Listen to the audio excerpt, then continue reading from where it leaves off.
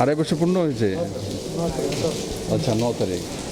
তো আড়াই বছর পূর্ণ হয়েছে। তো আমি তো ত্রিপুরাবাসীর কাছে আবেদন সেটাই রাখবো যে যে দায়িত্বগুলি আপনারা আমাকে দিয়েছিলেন, আমার সরকারকে দিয়েছিলেন, নরেন্দ্র মোদী নেতৃত্বে আপনারা সরকার এনেছিলেন, আমরা সেই কাজগুলো নিষ্ঠার সঙ্গে করার চেষ্টা করছি।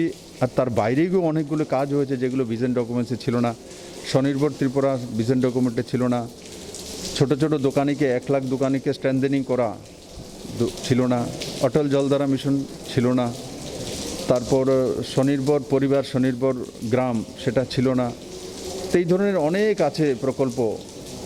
জলপথে ত্রিপুরাতে যোগাযোগ ব্যবস্থা, সেগুলো ছিল না। তো আমরা অনেকগুলো অ্যাড করেছি। আমি আশা করি এই আড়াই বছরে আমরা নতুনভাবে চেষ্টা করি। অনেক সময় হয় কি, এক ধাঁচে সরকার চলছিল, মানুষের বিশ্বাস এটাই নিয়ম, কিন্তু এটা নিয়ম না। এখন ত্রিপুরা এক্সপোজার হয়ে গেছে। ত্রিপুরাতে এতগুলো ফ্লাইট আসে, এতগুলো ট্রেন আসে, জলপথে ব্যবস্থা হয়ে যাচ্ছে, চিটাগাং বন্দর খুলে যাচ্ছে। ত্রিপুরা এখন অনেক এগিয়ে চলছে। তো অনেক সময় দেখা যায়, আমি দেখি কিছু লোক আর কিছু আমার বিরোধী বন্ধুরা বিষয়কে বুঝতে চায় না। কারণ কি, ওরা ভাবে ওনারা যেভাবে চালিয়েছেন এটা বুঝি সিস্টেম। মানুষের মধ্যে একটা অংশ এখনও মনে করে ওইটা বুঝি সিস্টেম। এটা কি, তো এটা বুঝতে অসুবিধা হয়। কিন্তু আমার ত্রিপুরার মানুষ জাগরুক, এবং আমি দেখেছি হয়তোবা 4 দিন দেরি হয়, কিন্তু 5 দিনের দিন বোঝা যায় এটাই সঠিক রাস্তা, এটাই আমার ছেলে রোজগার পাবে, এটাই আমার ত্রিপুরা ভবিষ্যৎ তৈরি হবে, এটাই স্বনির্ভর ত্রিপুরা তৈরি করে দেবে। ওর আমি এই আড়াই মাসের সবচেয়েতে আমি একটা বিষয় খুশি যে ত্রিপুরাতে নজওয়ান ছেলেমেয়েরা যারা আছে তাদের মধ্যে এক বিশ্বাস তৈরি হয়েছে যে আমরা কোনো কিছু তৈরি করতে পারবো। জব ক্রিয়েটার, আমি রোজগার দেব, আমি কাজ করব, আমি এমএসএমইতে ইন্ডাস্ট্রি লাগাবো, আমি মাছের চাষ করব, আমি সবজির চাষ করব, আমি এগ্রিকালচারে অর্গানিক খেতি করব। এই যে মানসিকতাটা, এটা ত্রিপুরা থেকে হারিয়ে গিয়েছিল। এটা হচ্ছে একটা রাজ্যকে স্বনির্ভর করার সবচেয়ে বড় রাস্তা, এটা খুলে গেছে। আমি আশা করি আগামী দিনগুলিতে জনতার আশীর্বাদ নিয়ে আমরা যেই কাজগুলো হাতে নিয়েছি সেগুলো আমরা সম্পূর্ণ করব এবং ত্রিপুরাকেও শক্তিশালী করব। কিন্তু সর্বোপরি আজকে যে প্যান্ডেমিক সিচুয়েশন, তাকে সবাই মিলে মোকাবেলা করা। আলোচনা সমালোচনার সময় নয় এটা, তার জন্য অনেক সময় রয়েছে। মানুষ সব কিছু দেখে কে কী করছে, আর তার হিসাবও মানুষ নেবে। তার জন্য এখন প্রত্যেকটি সামাজিক সংগঠন, রাজনৈতিক দল, সরকারি কর্মচারী, প্রত্যেকের একটাই দায়িত্ব, কিভাবে মানুষের প্রাণ বাঁচানো যায়, কিভাবে মানুষকে সাহায্য করতে পারি।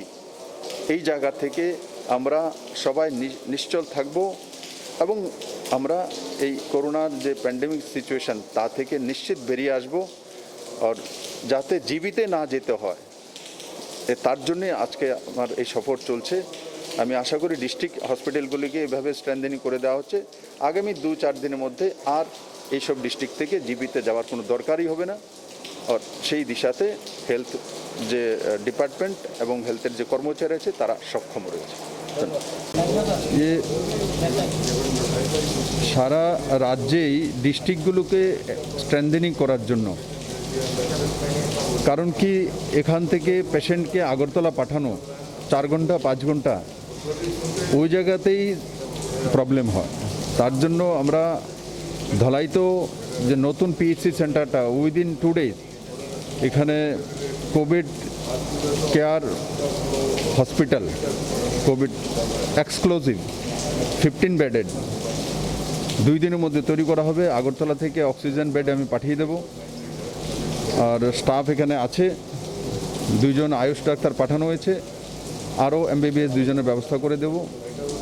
সাফ সাফাই করার জন্য নতুনভাবে কর্মী নেওয়ার জন্য বলা হয়েছে। আর তার জন্য ইমার্জেন্সিতে যেই ইঞ্জেকশনগুলো প্রয়োজন হয়, ডিস্ট্রিক্ট ওয়াইজ কিছু ইঞ্জেকশন আমরা পাঠিয়ে দেবো, যেগুলো জিবি হসপিটালে দেওয়া হয়, যাতে জিবিতে যাওয়ার দরকার হবে না। ওর মডারেট পর্যন্ত, স্মাইল সিমটম থেকে মডারেট পর্যন্ত অক্সিজেনেরই দরকার হয়। এখানে 100টি অক্সিমিটার দেওয়া হয়েছে যারা হোম আইসোলেশন আছেন, আর 25 অক্সিমিটার আছে ডিপার্টমেন্টের কাছে দেওয়া হয়েছে যারা কোভিড সেন্টারে রয়েছে। আরও 100টি পাঠিয়ে দেওয়া হবে। মেডিসিন পর্যাপ্ত আছে। আর তার সঙ্গে সঙ্গে টোটাল 135-এর কাছাকাছি 135 না 235 বেড আছে এখানে, 335 বেড আছে। আর তার মধ্যে 5টি অক্সিজেন বেড আছে, আর এখন আরও 15টি অক্সিজেন বেড তৈরি করে নেওয়া হবে। তো বাকি ভেন্টিলেটর এখানে আছে, তো সেগুলোকে ইনস্টল করার জন্য সরকার থেকে ব্যবস্থা করা হচ্ছে। আর পোর্টেবল এক্স-রে, যেই সেন্টার নতুন তৈরি করে পোর্টেবল এক্স-রে কীভাবে তাড়াতাড়ি আনা যায় তার ব্যবস্থা করা। আর কোলাই হসপিটালে যে আলট্রাসাউন্ডের মেশিন রয়েছে, তার জন্য আমাদের এখানে আগরতলাতে ট্রেনিং 4 জন হচ্ছে, তাদের মধ্যে একজনকে পাঠিয়ে দেওয়া হবে যাতে আলট্রাসাউন্ড মেশিনটা উপকার কোলাইবাসী বা ধলাইবাসীরা পেতে পারে।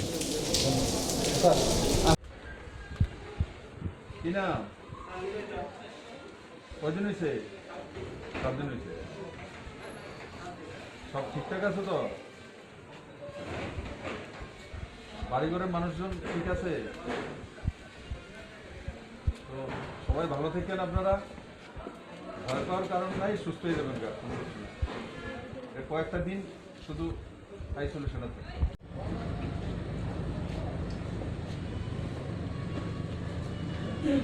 জল টল সব পাওয়া যায় তো? ভালো করে থাকো, তাড়াতাড়ি সুস্থ হয়ে যান আপনারা সবাই। হ্যাঁ,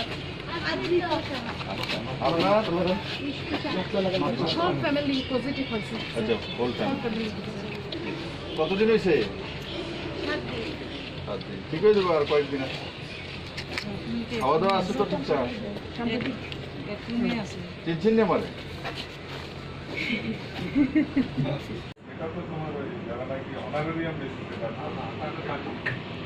অনারেরিয়াম বেসিসে আমরা যে যাদের দিতাম স্যার কিছুদিন আগে, ওদের হোমটাউন থেকে আমরা পোস্টিং দিয়েছি। যার বাড়ি তো এটা একটু অ্যাড করে দিতেছি, আর এটা একটা ভালো দিক যে কমসে কম তাদের কাছে এই ব্যবস্থাটা।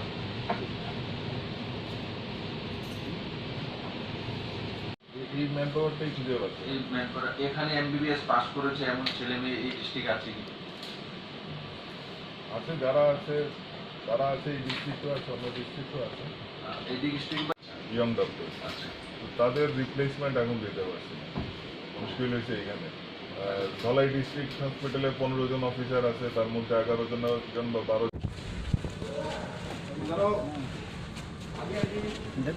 পিছল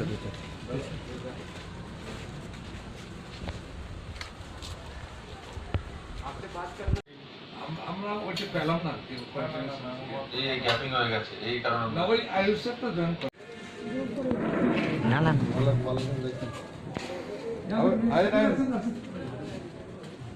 চিনছেন নি আমারে? কেমন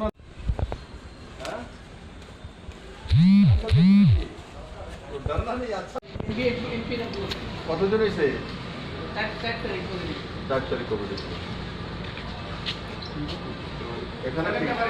হ্যাঁ চলেনটা আর কার বাড়ি? ঠিক আছে, আচ্ছা দেখো ভালো লাগছে। হ্যাঁ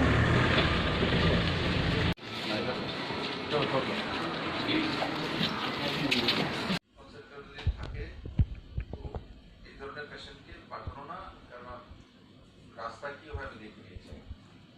ওইখানেই চেষ্টা করা তাকে সার্ভাইভ করার। আর একদিনের সাপোর্ট আমি দিচ্ছি, একদিন একটু সিরিয়াস হয়, তারপর সাপোর্টটা একদিন সাপোর্ট দেন, নেক্সট ঠিক হয়ে যাবে। ওই সময় একটু দেখা আপনারা সবার মধ্যে একটু